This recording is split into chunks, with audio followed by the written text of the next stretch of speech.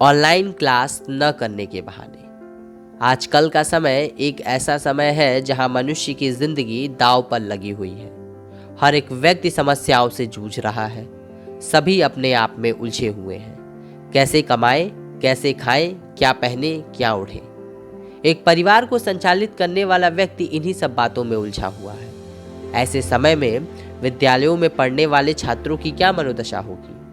कक्षा नर्सरी से लेकर विश्वविद्यालयों में पढ़ने वाले उन तमाम विद्यार्थियों के भविष्य का क्या होगा जो आज ऑनलाइन क्लास के भरोसे टिका हुआ है।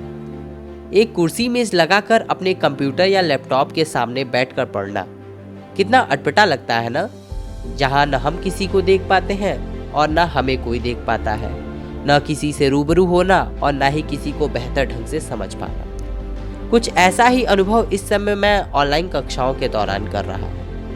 वैसे तो हमारी कक्षाओं में बच्चों की अच्छी खासी संख्या है, लेकिन गिने चुने बच्चे ही कक्षा में प्रवेश लेते हैं।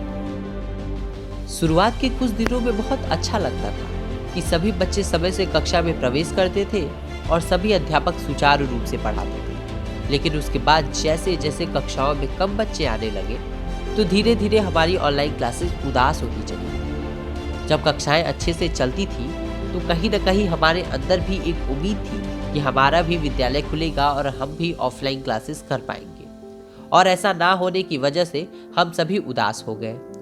यही उदासी हमारे ऑनलाइन क्लासेस न करने का सबसे बड़ा कारण है। जब इंसान दुख में रहता है तो कुछ भी करने का मन नहीं करता, और हम सभी ऑनलाइन क्लास से दुखी हो चुके हैं। इसीलिए हमारी क्लासेस में बहुत कम बच्चे आते थे, लेकिन मैं फिर भी अपनी क्लासेस अभी भी करता हूँ। ऑनलाइन क्लासेस में मेरे जुड़ने का सिर्फ यही कारण है कि मैं एक मध्यम वर्ग परिवार से आता हूँ, इसलिए कहीं न कहीं यह मेरी व्यवस्था भी है। सभी बच्चों के ना आने की वजह से कक्षाएं मंद मंद ही चलती हैं।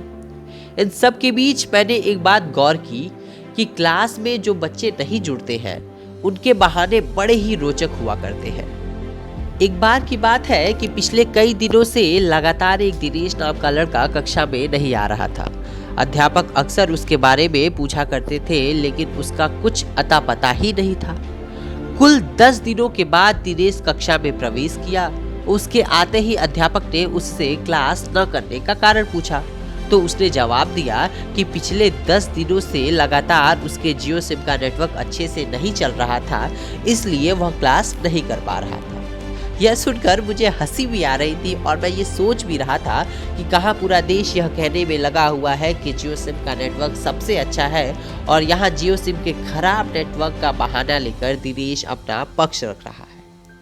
एक बार और ऐसा हुआ था क्लास में, जब श्रुति नाम की लड़की, जो मेरी दोस्त भी है, वह घर के कामकाज का बहाना बनाकर ऑनलाइन क्लासेस नहीं कर रही थी।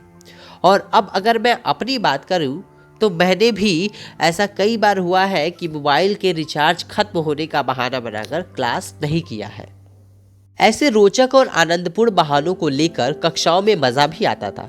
कभी किसी का बाजार चले जाना, कभी घर से बाहर रहना, किसी की तबीयत खराब होना, मम्मी को अस्पताल लेकर जाना, मोबाइल हैंग होने का बहाना, वाईफाई काम न करना, नेट बंद रहना इत्यादि ऐसे अनेक बहाने हैं जिसको सुनाकर हम सभी अध्यापकों की डांट से बच जाया करते थे।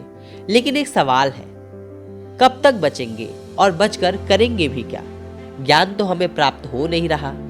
कहीं ना कहीं ऑनलाइन क्लास बोर होने का कारण हम खुद ही हैं। जब हम क्लास में एकाग्रता के साथ रहेंगे ही नहीं तो हमारा ध्यान भटकना स्वाभाविक है। लेकिन इन सब के बीच बहानों को एक तरफ रखते हुए हमें ऑनलाइन क्लास की प्रतिभा को समझना होगा और उसे स्थापित भी करना होगा, और भविष्य के लिए उसे एक बेहतर प्लेटफॉर्म भी देना होगा, ताकि आगे आने वाली सभी पीढ़ियों को ऑनलाइन क्लासेस से बोरियत महसूस न हो।